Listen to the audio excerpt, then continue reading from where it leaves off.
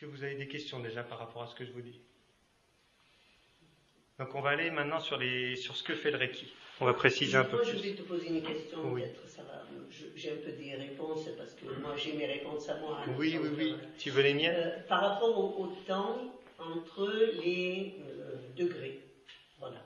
Alors, ça c'est une question très très intéressante. Tu peux faire très rapproché, qui te dit non. Après, moi personnellement, j'ai ma réponse. Mais je voudrais que tu donnes quand même, voilà. Alors moi j'ai plusieurs réponses. J'ai la mienne, j'ai celle de la Fédération francophone de Reiki Usui, qui n'est rien de plus qu'une association. Il ne faut pas penser que c'est une référence, c'est juste une association de praticiens qui se sont donné des règles entre eux. Les règles de base invoquées par Mikao Usui, qui ont été posées par la personne qui a créé le Reiki quand même, ou qui l'a redécouvert, c'était simplement que le maître sait quand son disciple est prêt. Ça se résume à ça, simplement. Après, on a commencé à poser des délais.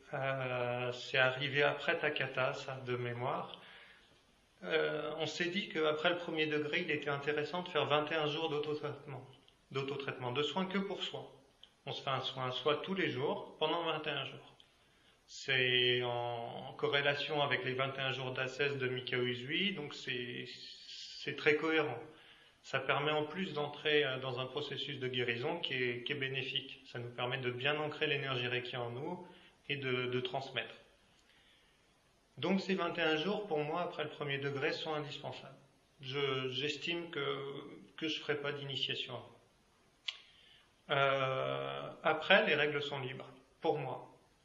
L'association francophone de Reiki Usui vous dirait qu'il faut 3 mois d'un premier à un deuxième degré, 3 mois d'un deuxième à 6 mois d'un deuxième à un troisième, 1 an ou 2 d'un troisième à un quatrième.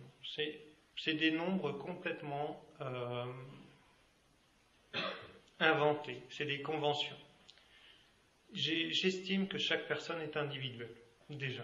Il y a des gens qui vont apprendre très vite, qui vont beaucoup pratiquer, et qui vont donc pouvoir passer très vite au niveau au-dessus. Il y a des gens qui, au contraire, ne vont pas s'en servir beaucoup. Dans ces cas-là, ça ne sert à rien de passer le degré suivant tant qu'on n'a pas maîtrisé le degré où on est. Il faut pratiquer dans tous les cas. Si on veut aller plus loin dans une discipline, il faut déjà savoir de quoi il retourne dans ce qu'on pratique. Moi, c'est la meilleure réponse que je peux vous donner. C'est que réellement, c'est libre. C'est libre.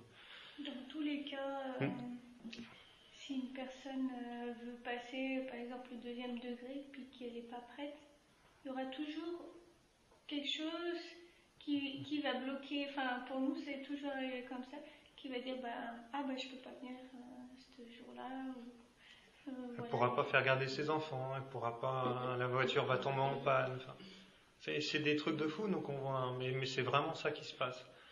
Il y a une autre chose, c'est que moi, ma position là-dessus, c'est que je ne fais pas passer un niveau de Reiki à une personne qui est dans un mal-être. Mais je veux dire profond.